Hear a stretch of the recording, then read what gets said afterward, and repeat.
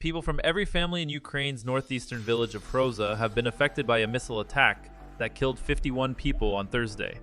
Ukraine's interior minister has said, an 8-year-old boy was among the victims when a cafe was hit during a wake in the Kharkiv region. From every household there were people present, Ihor Klymenko said. Ukraine's defense ministry blamed Russia for the attack and said there were no military targets in the area. Russia has not directly commented on the strike.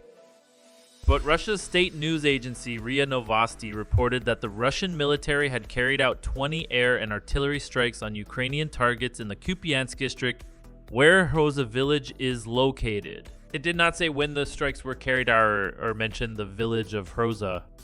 Russia went on to launch missile strikes on the city of Kharkiv itself in the early hours of Friday, Mayor Ihor Klymenko said.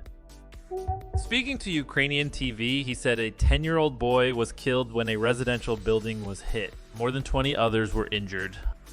The mayor added that Russia likely used Iskander ballistic missiles in the latest attack. Residents of the Hroza village had been attending the funeral of a Ukrainian soldier who was a local resident when the missile struck on Thursday. The Interfax Ukraine news agency quoted local prosecutor Dmytro Chubenko as saying that the man's widow was among the dead, as well as their son and daughter-in-law. The soldier had previously been buried in Dnipro, but his relatives said they wanted to rebury him in his home village. People who had attended the service were sitting down for a meal when the missile hit the cafe that also served as a grocery store in the village, officials said. Speaking to Ukrainian TV, Mr. Klymenko said that Hroza had the population of 330 residents before the Russian attack. He said every family, every household was represented by at least one person at the wake. Preliminary information suggested that an Iskander missile hit the building, the minister added. Kharkiv regional head Oleh Sinihubov described the attack as one of the region's bloodiest crimes. 1/5 of this village has died in a single terrorist attack, he said. Ukrainian President Volodymyr Zelensky said the act couldn't even be called a beastly act because it would be an insult to beasts.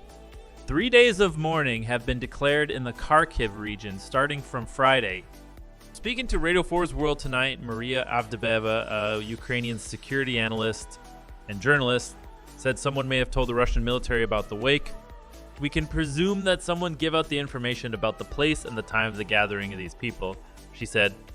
From what we see now on Russian propaganda channels, they circulate information that there were military gathering for the funeral, which is false and untrue because this were mainly a civilian ceremony.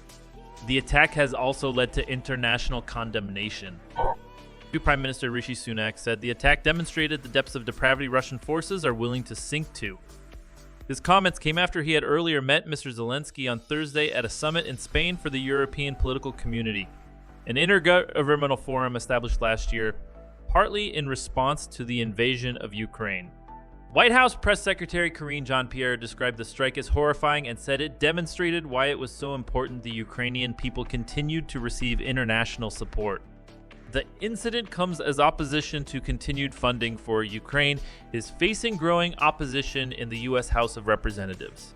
The Kupyansk district has been on the front line of clashes between Russian and Ukrainian armies since Russian President Vladimir Putin launched his full-scale invasion of Ukraine in February last year.